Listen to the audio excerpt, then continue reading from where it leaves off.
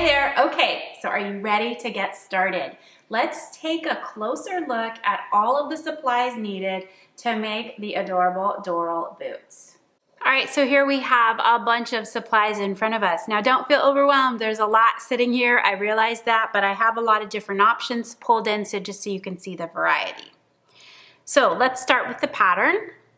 You're going to want to print out the pattern pieces. You can see here they're fairly small and there's not very many. You have these little curved rectangular pieces here for the upper boot, and that's the part that can be sort of cut out of a variety of different types of fabrics and styles, and then this long curved piece which is cut out of the vinyl, and that is for that lower shoe portion, and then the tongue here as well. Now I have the shoe soles cut separately from my pattern pieces because I'm going to be using pre-cut shoe soles. So guys, this is so much easier. We have tons of pre-cuts. You'll need a set that has the thicker 5 or 6 millimeter pieces in them, and then also the set that comes with the 2 millimeter and those chipboard pieces. The thicker soles are used inside so they don't show unless you're not covering that insole. So it can be what you see when you look into the shoe, or this can be covered with a piece of fabric or paper, scrapbook paper, something cute that's glued to it. But if you just want to pick a color that coordinates with your design, you'll see that from the top. Then for the bottom, it is glued to a piece of chipboard, and then that thin layer of foam is what's the very bottom of the shoe. So this is going to show from the outside, so you can take your choice of colors when you want to purchase those pre-cuts. We have a lot of different color varieties available, or just black and white that match most anything. Then we can take a look at the fabric too. I have a couple different types of vinyl. This is usually called marine vinyl. It's flexible. It has texture on one side, and it's fabric backed on the back side. So it's pretty pliable. Not too stiff. It's easy to shape around that chipboard piece when you want to form your shoe. So you can find these on sites like Amazon, which is now fabric.com. You can find this if you're looking for that. You just want to find something that's lightweight and says it's fabric backed. So we have some different colors here, pink, black, gray, and blue, that are all this textured style. I also have a couple here that are a little bit more fun. They're sparkly, kind of like a patent leather, but that also is fabric backed, and it's a little bit thicker, so it'll take a little bit more practice to get this to go around the edge of that chipboard, but with some clipping and some careful gluing you could do that. So if you wanted to do something that's a little bit dressier or just a little bit more fun, little girls, you know, they tend to wear sparkly things all the time, so even in the snow, of course, you can find vinyl like that. And then I have another sheet here that's just a different kind, just so you can see that you could also use something like this. This reminds me of like a plastic tablecloth. It's a vinyl product on the front side, a little bit more smooth than these other ones, and it's fabric backed on the back. It's a little bit more fleecy, but this also could work. It just might not hold the shape as well. It kind of, as you can see here, it looks a little bit more wrinkly as you're trying to shape that. So any of those could work, but I just wanted to give you some option here. And I think when we're doing ours for one of the examples, we'll use pink, and maybe we'll use the black. I haven't quite decided yet because I'm still thinking through some of the upper boot fabric options. Now when you're sewing with the vinyl, some of the other things you're gonna wanna have on hand: non-stick presser foot. This one here is for my Bernina machine, so it comes as the whole entire thing. Basically, it's just coated, so this can slide right along the vinyl. As you're sewing, it won't stick to that, so that works really well for any top stitching. This is a different version, and this is for a Brother machine, so this one, it looks plastic and it attaches differently, but it has something similar on the bottom, so it's very smooth and it can slide and glide right along those vinyl fabrics. And then you might want to have a leather weight needle. So these are just a little bit thicker needle, and those are good for the shape of that. Goes through the shape of the point there works better for the vinyl, sewing through that vinyl fabric, so you could have that on hand for some of that final top stitching as well. And if you don't have one, you can use a universal needle, but if you happen to have one, it's a great one to use. Then some of the other items that you're gonna wanna have are some double-sided quilter's tape. You can use 1/4 inch or 1/8 inch. I have both, and as you can see, they're super sticky, which is why they're covered with all kinds of threads here, but those work great. Instead of using pins on these types of projects, it's very helpful to be able to use that double-sided quilter's tape. It sticks down, it fits inside the seam allowance, you pull off that backing and you're able to adhere pieces together, and it makes it much easier to sew those.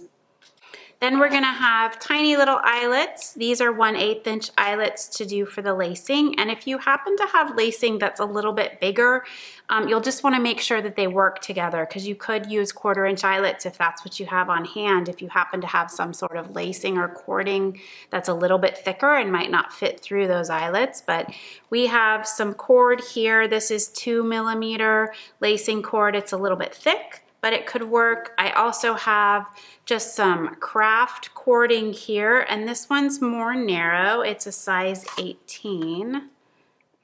You can see this one is a finer type of cord. It's a little bit more smooth, and that would work and fit through these tiny little eyelets perfectly. Another thing that I saw was some elastic cord. This one's black and white stripes, but it comes in all different types of colors and solids.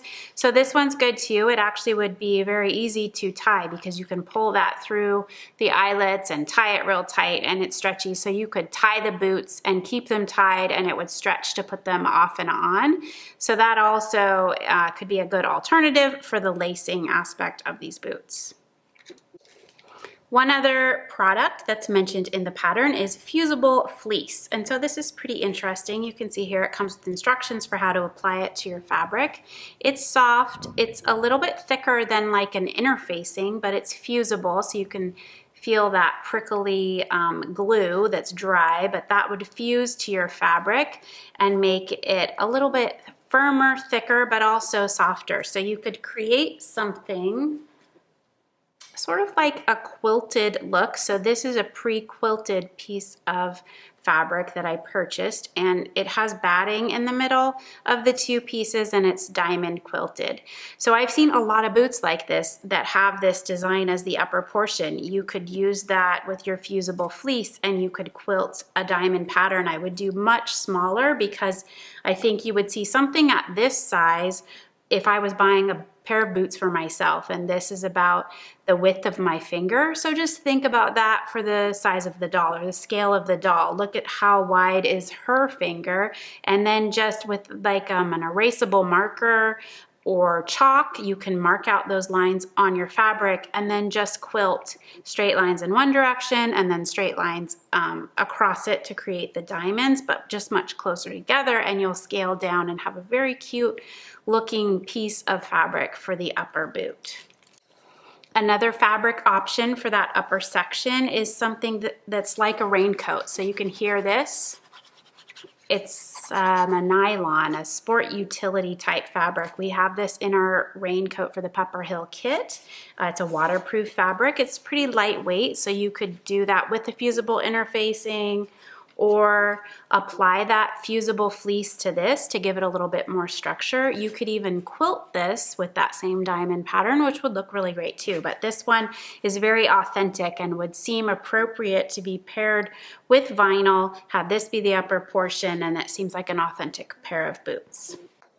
And here are a couple other different types of fabrics, options you could use for that upper boot section. So we've got a quilting cotton here on the bottom, and this is just like a cross-hatched pattern, but it's just quilting cotton. So you'd want to interface that to give it some structure, but it has a nice looking texture on it, so this one adds a little bit of visual interest. Houndstooth is a classic. You see that in some of the examples of the pattern. This one's black and gray. You also see this frequently black and white, and so both of those are very cute, especially when paired with the black vinyl and all the little black leather accents.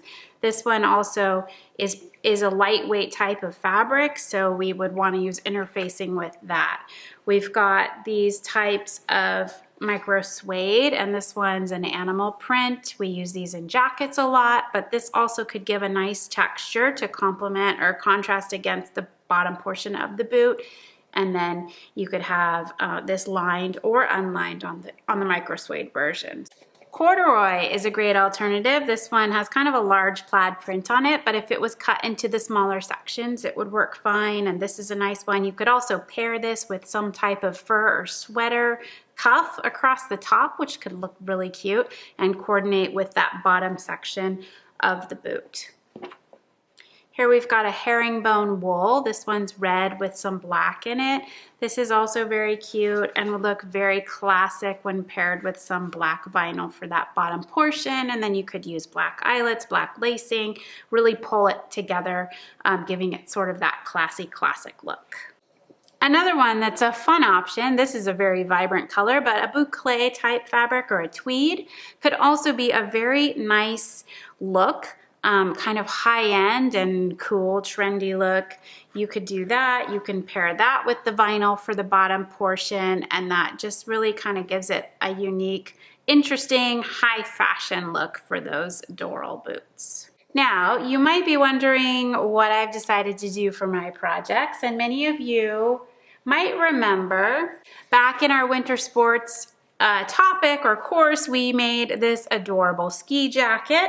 We did that out of this reusable Johnny Was shopping bag. It had all these different colors on it.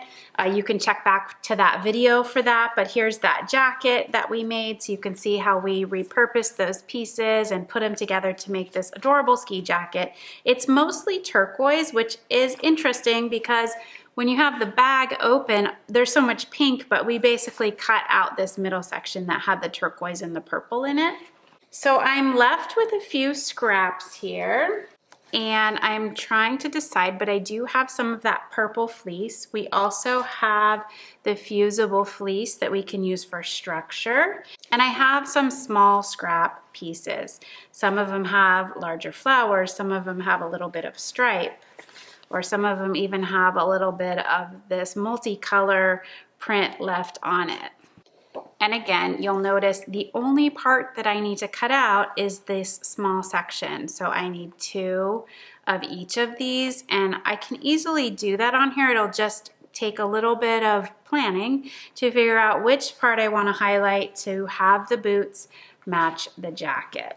And then which look really coordinates best. I do have pink vinyl that I can use to match with some of this.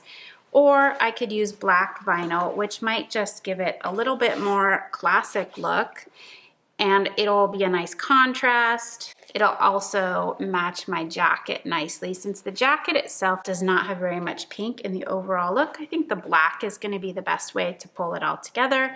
And then we can use our black cording, eyelets, or little lacing tabs for that. We can finish it off with black on the bottom as well.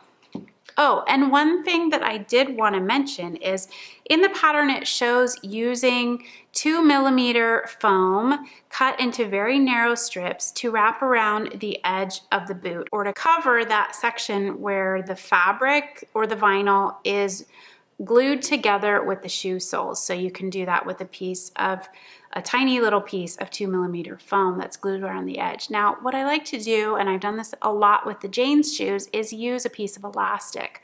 Flat elastic has the little ridges in it, and it wraps very nicely and molds very nicely to the shape of the shoe, and it has a little bit more of an authentic look. I think it pulls the whole thing together, so we can do that with white or black, and really just have the attention drawn to the overall look of the shoe instead of that trim piece around the side. So I think it'll look great. Most of the boots, when we're looking at the authentic version for people, it's a white edge and it has a very thin black line in it. So we can attempt to recreate that same visual look with a very fine point black Sharpie and just go right inside one of those elastic grooves. So you'll see how that comes together at the end of our course here when we pull the whole shoe pattern together. Okay, so that is a look at all of the supplies. And I hope that this has really helped to kind of clarify for you exactly what you need to do. So to go take a look at the things that you have on hand, take a look at the things that you might need to order. You have a little bit of time here before we jump on into the full sew along that kicks off in just 1 week. So in part 2, we'll jump in again with sewing that upper portion of the shoe. So if you don't have your vinyl yet, totally fine. We're just gonna work on that upper portion, applying the eyelets or those little D-ring lacing tabs. And we'll talk about using that fusible interfacing and those types of things as we form that upper portion of the shoe. So be sure to join us next week as we kick it off and get started.